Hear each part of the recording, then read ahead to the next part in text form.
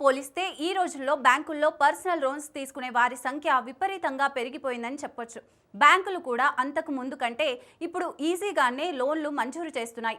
పెద్దగా processing time కూడా పట్టట్లేదు. డాక్యుమెంటేషన్ కూడా పెద్దగా లేకుండానే క్షణాల్లో కూడా లోన్లు మంజూరు చేస్తున్నాయి.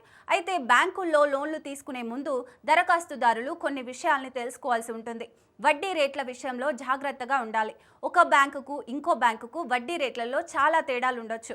ఇంకా ఛార్జీలు కూడా ఇదే విధంగా ఒక్కో దాంట్లో ఒక్కోలా ఉండొచ్చు. ఇవేంటో మనం ఇప్పుడు చూద్దాం. ముందుగా క్రెడిట్ స్కోర్ చాలా కీలకం. ముందు నుంచే క్రెడిట్ స్కోర్ 750 అంతకంటే ఎక్కువ ఉండేలా చూసుకోవాలి. ఇంకా క్రెడిట్ కార్డుల్ని వాడుతున్నప్పుడు క్రెడిట్ కార్డ్ పరిమితితో 30% దాటకుండా చూసుకోవాలి. ఒకే సమయంలో ఎక్కువ క్రెడిట్ కార్డులు లేదా పర్సనల్ లోన్ల కోసం అప్లై చేయకూడదు. ఇదే క్రెడిట్ స్కోర్పై ప్రతికూల ప్రభావం చూపిస్తుంది. ఏ లోన్లైనా గడువులోపే తీర్చేయాలి.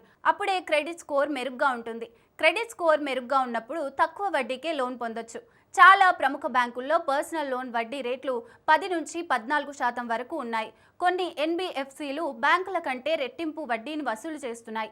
అందుకే మెరుగైన క్రెడిట్ స్కోర్ నిర్వహిస్తూ తక్కువ వడ్డీ రేటులోనే లోన్ తీసుకునేందుకు ప్రయత్నించాలి. ఈఎంఐ టెన్యూర్ కూడా వీలైనంత తక్కువగా ఉండేలా చూసుకోవాలి.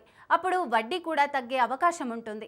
లోన్ వేగంగా పొందాలంటే ఇప్పటికే శాలరీ అకౌంట్ లేదా డిపాజిట్ లేదా క్రెడిట్ కార్డ్ నిర్వహిస్తున్న బ్యాంకును సంప్రదించడం మంచిది.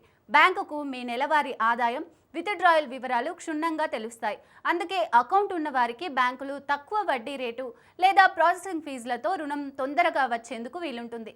కేంద్ర రాష్ట్ర ప్రభుత్వ సంస్థల్లో లేదా పబ్లిక్ సెక్టార్ యూనిట్స్లలో ఉద్యోగం చేస్తున్న వ్యక్తులకు, ఇంకా ఎంఎన్సీ లేదా ప్రముఖ పేరున్నటువంటి కంపెనీల్లో పనిచేసే వారికి లోన్లు ఇచ్చేందుకు బ్యాంకులు ఎక్కువ ప్రాధాన్యత ఇస్తాయి. ఈ ఉద్యోగ సంబంధిత పే స్లిప్స్ బ్యాంకుకు సమర్పించి లోన్ మంజూరు చేయమని కోరొచ్చు.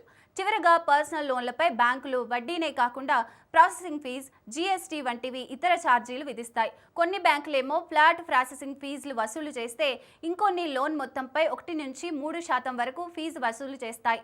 లోన్ టెన్యూర్కి ముందే క్లోజ్ చేస్తే ఫోర్ క్లోజర్ ఛార్జీలు వసూలు చేస్తారు.